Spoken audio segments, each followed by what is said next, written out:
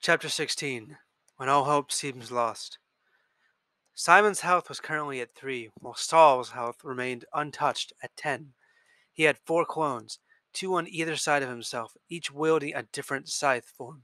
Meanwhile, Simon only had Jenna's Sword of Temperance, as far as armaments are concerned, which would normally be durable enough to protect him, but not in this case. He also had the Bead of Negation ready to be used, but he would only be able to use it against one of Saul's attacks, since the bead has such a long recharge time. He did have 4 other beads on standby waiting to be used. Simon hoped he had enough to withstand Saul's next assaults.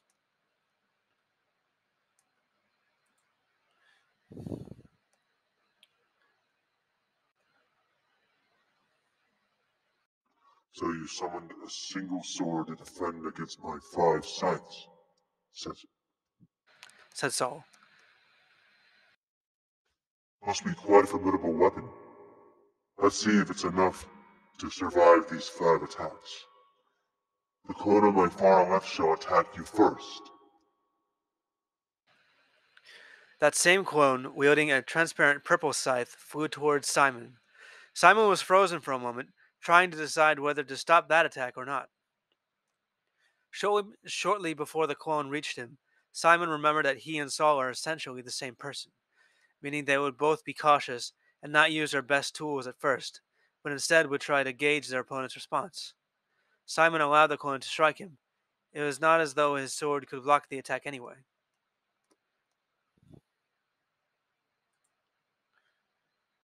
Since you do not stop the attack, you'll take the effect of the Scythe of Suffering, meaning your health will be cut in half. Simon HP 3 to 1.5. Next, my second clone on my left will attack you. Saul commanded, causing the clone wielding a yellow scythe to fly towards Simon. This time I'll use the effect of my...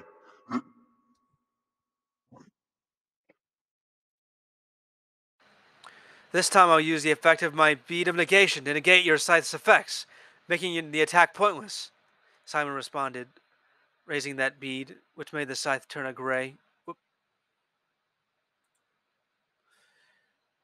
color before it passed through Simon like a ghost, which was painless since the weapon's powers were negated.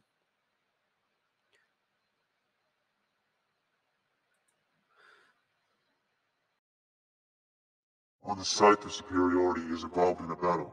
Afterwards, my current health and yours are compared, and you would have taken the difference as damage, and would have lost. But you managed to prevent that. Well, let's see you stab my third clone, the closest one on my right.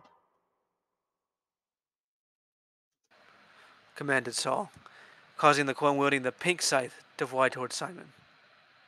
I'll use the Bead of Perseverance, which creates an impermeable barrier around me for this attack, Simon responded, raising one of the beads he held on standby in his left jacket pocket. So you managed to avoid another strike. Well done. Said Saul.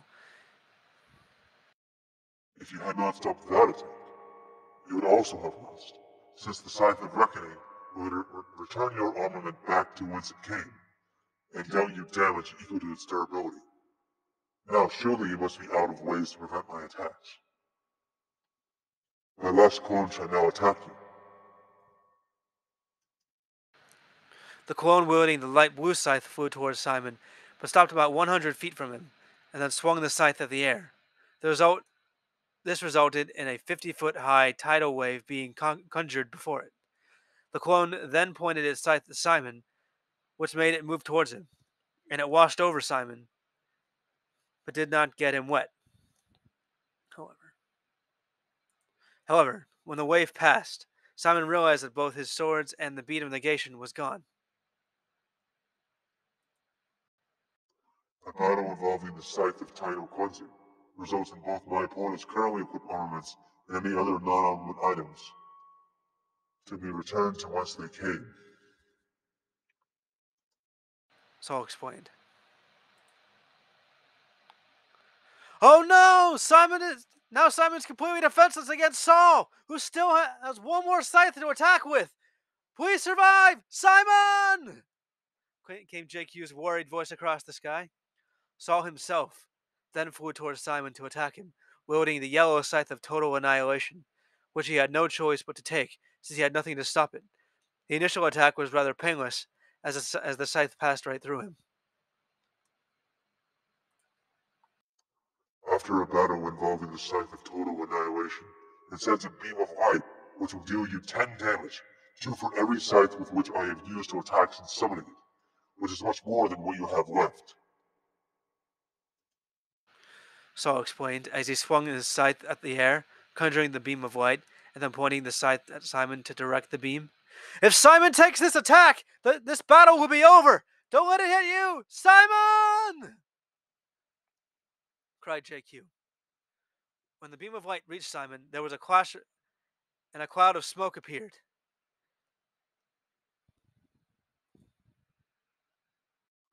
It seems that this battle is over, and that these events will come to pass.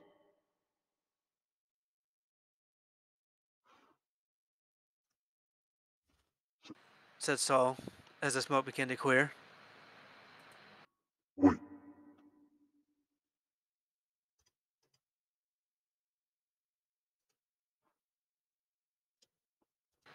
Not yet, said Simon as.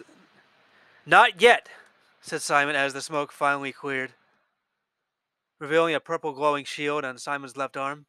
I'm not finished just yet.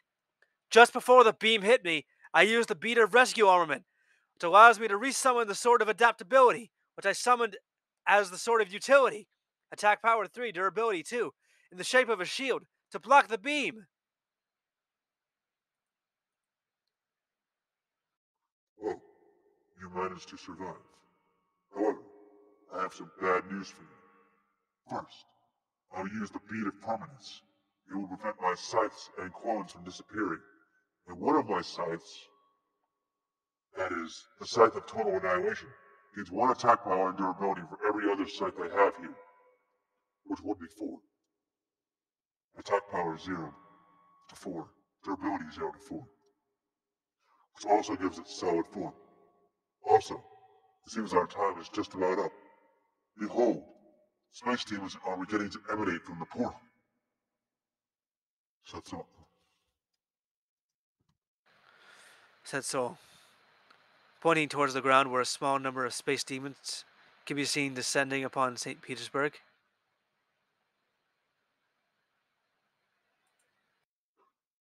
These must be the space demon scouts. The main force still has yet to arrive.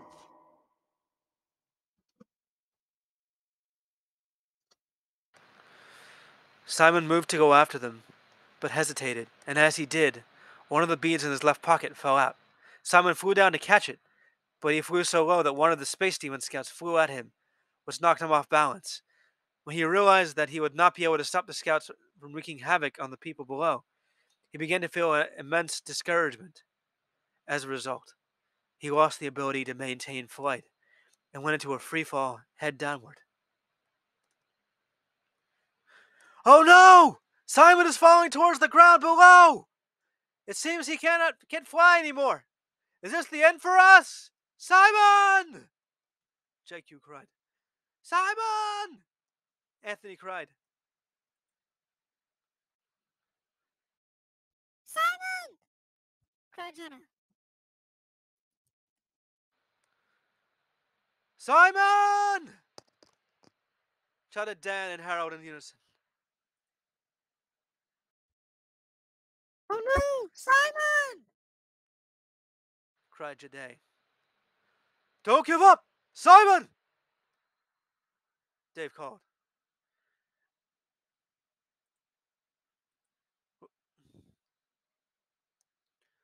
I can hear everyone calling me, said Simon to himself as he fell. But I can't seem to do anything to gain an advantage in this battle.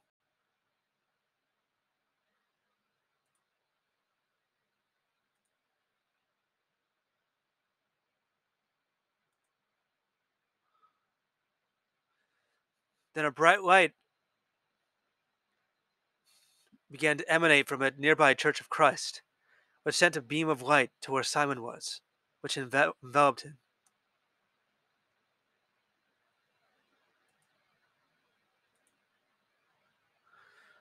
When Simon came to, he realized he was no longer in the sky of St. Petersburg.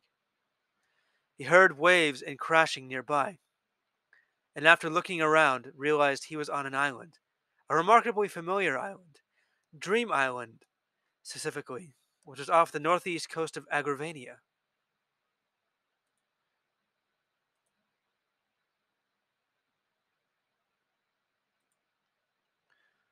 Simon, came a voice from behind him. That should say Simon, that's all. Simon turned around to see a tall man with shoulder-length, dark brown hair and a full beard. He too had a tired, withered face, but this was a face of kindness, but also firmness. He wore a royal blue shirt and pants, as well as a cloak of the same color. "You're Josh Quiblius," said Simon in shock. "How are you here?" "I am not but a memory, but that is not important right now. What is important right now is your answer to this question. Have you given up? Will you forsake your people in their hour of need?" Josh asked Simon. Simon hesitated, but then said, "I've tried my best, but I could not find a way to succeed. I am so exhausted and out of ideas." "Simon," Josh said again, and he smacked him across the face, sending him to the ground, which was powerful enough to echo against the clear blue sky above the island. "Did you forget that you are not fighting this battle alone? That your friends are doing so with you? Have you forgotten that all things are possible through Christ who strengthens you? Nay, have you forgotten your favorite verse? Even though I walk through the valley of the shadow of death, I will fear no evil, for the Lord is with me." Or that faith as small as a mustard seed, that with faith as small as a mustard seed, you can tell a mountain to move, and it shall? Through faith, you can move this mountain, and you are called to serve others, as the Son of the great Creator of the multiverse served others. Your people need you. Your friends have entrusted you with their hopes and their strength, so you must not forsake them. What say you? "Man, I've forgotten how strict you can be," Simon said with a smirk, as he got to his feet. "But I understand what I need to do. I need to trust in God's power and be a servant to others and stay strong for them. Thank you, Josh. I was glad to help. However, this shall be the last time I assist you in this matter. Farewell, Simon," Josh replied, and there was another flash of white light, and Simon's surroundings faded away. He found himself flying among the buildings in St. Petersburg.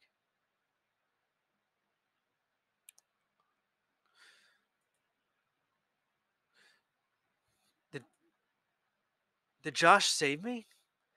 Simon said to himself. "Thanks again, Josh." Simon then soared back up into the sky, above where Saul was. "Whoa! Simon has come out of his free fall and is soaring across the sky!" cried JQ across the sky. "Thanks to an old friend, I now know this hope to save the future is not mine alone, and because of that, my hope has been restored. Allow me to demonstrate," Simon said as he took one of the beads in his left pocket and raised it above him. "I'll use the bead of rearmament. It allows me to transform an armament I'm using into one with similar abilities and properties." Then Anthony felt a warm sensation in his chest. "Simon's summoning my sword now," exclaimed Anthony. "Let a miracle of hope manifest before us, and let that miracle encourage us to keep moving forward. Manifest! Sword of restored hope! Attack power 3, durability 3. Simon and Anthony chanted in unison, causing the purple sword of utility to transform into the yellow sword of restored hope. When this sword first appears, If mine and or my allies' health is below half, it is automatically restored to half. Simon, HP 1.5 to 5. So, you cannot truly believe that destroying one universe will save the multiverse from corruption. Have you forgotten that all have sinned and fallen short of the glory of God? If our universe does not become corrupt and spread corruption to the multiverse, then any other universe consisting of humans has the capacity to do the same. In the end, you would have to destroy all life in the multiverse to save it. The only way humanity might be saved is through salvation through Jesus Christ.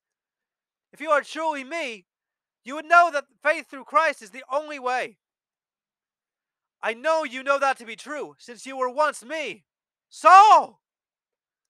Simon said to Saul, pointing determinedly towards Saul. It seems you have lost your faith in the Father's power, so I will show you something in the hopes that it will restore that faith by moving this mountain you have placed before me. Simon then began to ascend higher and higher into the sky, till he was only a few feet from the transparent dome. And as he did so, he thought of everyone who was fighting with him in spirit. And then he thought of James Buchero and said, James, I have found it. Simon then took out the last bead in his left pocket and raised it and said, Hold on. I'll use the bead of unity. It summons mirages of all armaments I have used so far in this battle, but they'll have no attack power or durability, as well as none of their abilities. Reappear, sword of utility, sword of temperance, sword of courage, sword of wisdom, and sword of strength. Mirages of 5 other swords he previously used in the battle appeared before him, though they were transparent and gray, indicating that they were powerless. Next, I'll use an ability of the Sword of Restored Hope to give all my other swords solid form for the purpose of a clash summon. Therefore, the Sword of Utility and the Sword of Temperance, the Sword of Courage, the Sword of Wisdom, and the Sword of Strength now have solid form, said Simon, who then started to glow with the bright golden light. Ultimate Nirvanic Sword Focus! Then Simon and his friends' 6 swords were engulfed in the sphere of light. I clash the non-clashes, the Sword of Utility, the Sword of Temperance, the Sword of Courage, the Sword of Wisdom, and the Sword of Strength with the clasher, the Sword of Restored Hope. Simon chanted, Let all light in the multiverse converge here and manifest as divine miraculous light, and let that united light guide our path forward. Rainbow Ultimate Spiritual Clash Summon! The sphere of light exploded, causing a blinding golden light to shine across the sky. Manifest! Sword of Divine Light! Attack power 4, durability 4! Simon cried as he descended towards Saul with a brilliant bright golden sword, which appeared to be made entirely of light. Saul! This is the power of our combined hope!